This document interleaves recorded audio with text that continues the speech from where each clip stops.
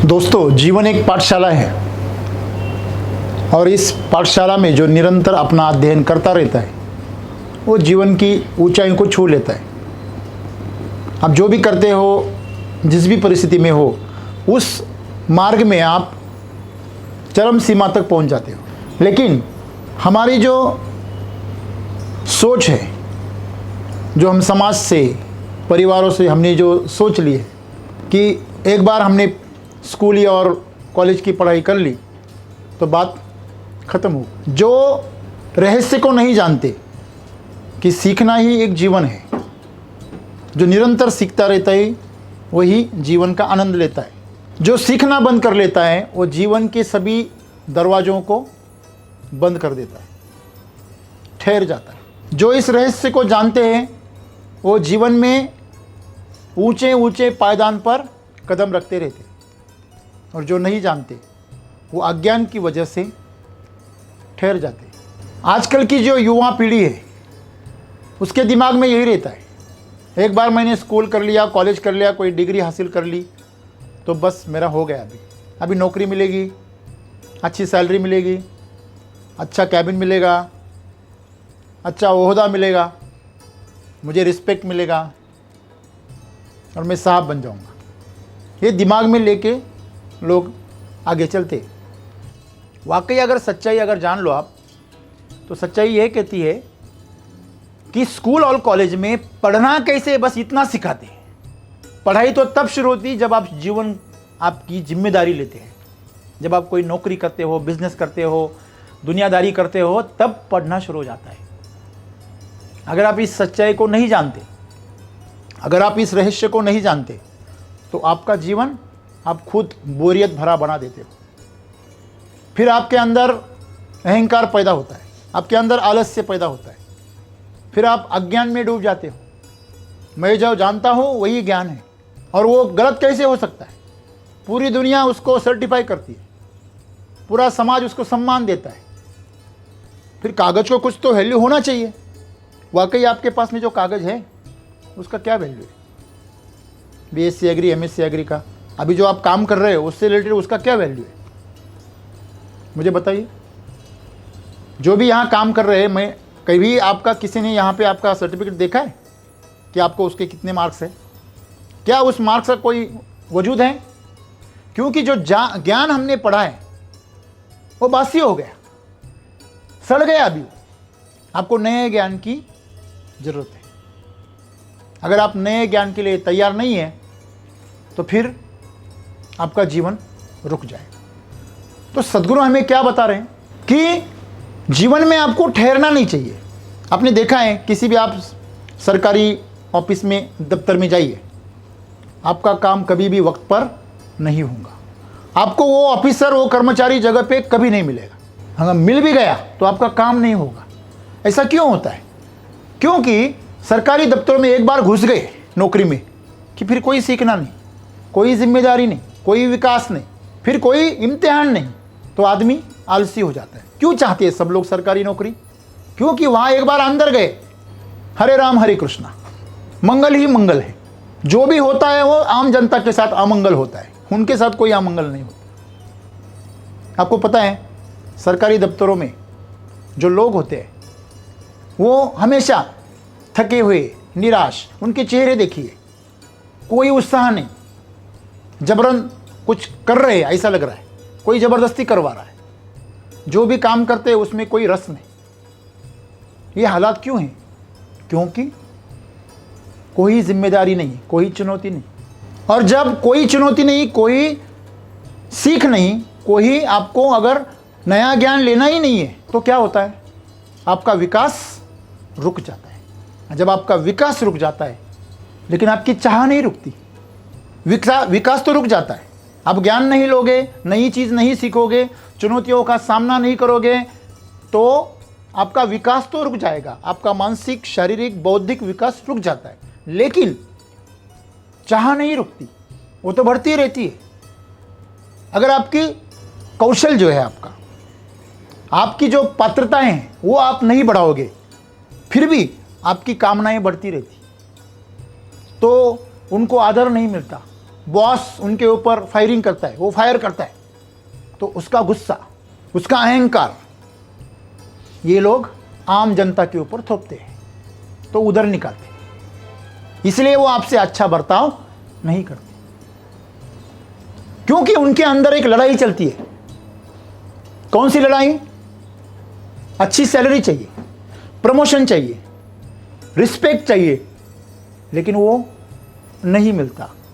क्यों नहीं मिलता? क्योंकि कोई विकास नहीं है, कोई चुनौती नहीं है, कोई संघर्ष नहीं है। आपने कभी देखा है कोई नौकरी वाला, सरकारी नौकरी वाला संघर्ष कर रहा है? उसका जीवन ऐसे फ्लैट चलता है, रेल की पटरी की तरह, खटक खटक खटक खटक, वो रिटायर होने तक ऐसे ही चलता है। तो उसमें कोई उमंग नहीं है, कोई उत्साह नहीं, कोई उत्सव नहीं। उसके जीवन में एक ही दिन है जब वो रिटायर होता है, वही उत्सव का दिन है, बाकी कोई नहीं। तो ये लोग शाम को जब घर जाते हैं तो उनका जो मन होता है वो उनको खोखला करता है, अंदर से अपराधी भाव पैदा हो जाता है। जब किसी के साथ वो गलत करते तो अपराधी भाव पैदा हो जाता है। फिर उनको क्या करना पड़ता है?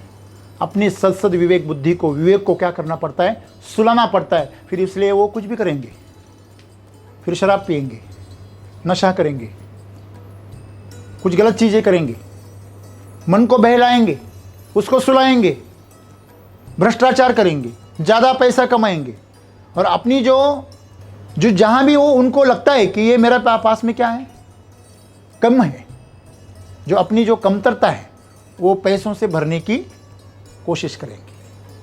उनके जीवन में कोई प्रेम नहीं, उनके जीवन में कोई आनंद नहीं, उनके जीवन में कोई तृप्ति नहीं। तो वो इन तीनों के जो कोशिश करते हैं वो करते हैं पैसों से भरने की, जबरन लोगों से आदर छीनने की। ऐसे लोगों का आप अपमान करो, वो आपका जीवन बर्बाद करने पे तुल जाते हैं। जितना अहंकार सरकारी बाबू का होता है उतना अहंकार किसी और का नहीं होता। यही कारण है, क्योंकि वो फ्रस्ट्रेशन में जीता है, नॉन सेटिस्फैक्शन में जीता है। तो इसीलिए सदगुरु को कहना पड़ा, आप चाहे कौन सी भी परिस्थिति में हो, आप चाहे जहां भी हो, जो भी परिस्थिति है, तो आपको बेहतरीन चुनना होगा। जिससे आपको क्या करना पड़ेगा? सीखने की प्रक्रिया को शुरू करना पड़ेगा। जब आप चुनौती का सामना करते हो, बेहतरीन से बेहतरीन का चुनाव करते हो, तो आपको क्या करना पड़ता है?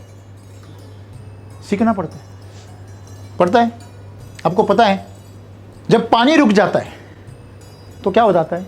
सड़ जाता है। बहता हुआ पानी साफ रहता है, लेकिन वो रुक गया तो वो क्या हो जाता है? सड़ जाता है। उसमें कीड़े पड़ जाते हैं, मच्छर उसमें अंडे डाल देते। आपको पता है, वो म्यूनसिपैलिटी या सब गवर्नमेंट बोलती है कि बारिश के दिनों में पानी को ठहरने मत दीजिए।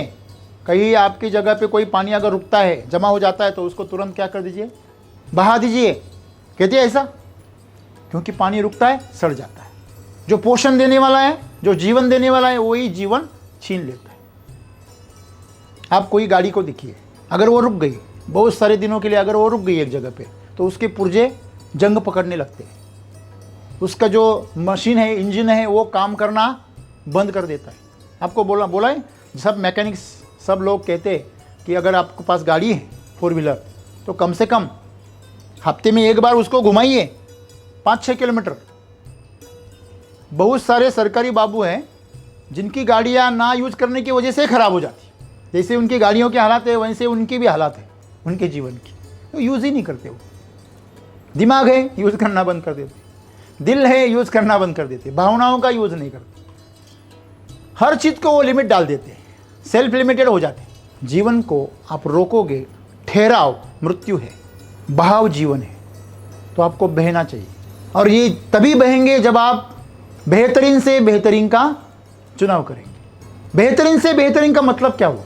देखिए, जैसे कि आईफोन की कंपनी है, एप्पल की कंपनी में ये आईफोन इतना क्रेज क्यों है इसका? क्योंकि उसको हर साल क्या करते हो? एक सीरीज और आगे बढ़ा देते, एक सीरीज और खाली सीरीज नंबर से नहीं बढ़ती, उसके अंदर कुछ फंक्शंस ऐड कर देते। जो भी आज मार्केट में जो भी मोबाइल की कंपनियां हो, व्हीकल की कंपनियां हो, जिस भी क्षेत्र में कंपनियां हो, वो एक एक पायदान कहाँ जा रही है? ऊपर जा रही है। तभी वो मार्केट में आगे है।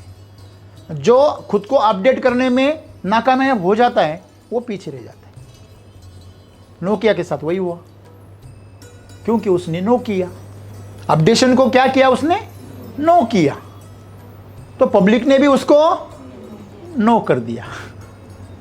तो दुनिया में आपके सामने जो जीवन है, वो जीवन आपको वही कह रहा है, आपको यस करना है या नो कहना है। कुछ भी आपके सामने आए तो आपको क्या करना है? यस करना है, हाँ करना है, बड़ी हाँ। अगर आप जीवन में चुनौतियों का सामना करोगे तो आपके पास में सीखने का मौका बन जाएगा।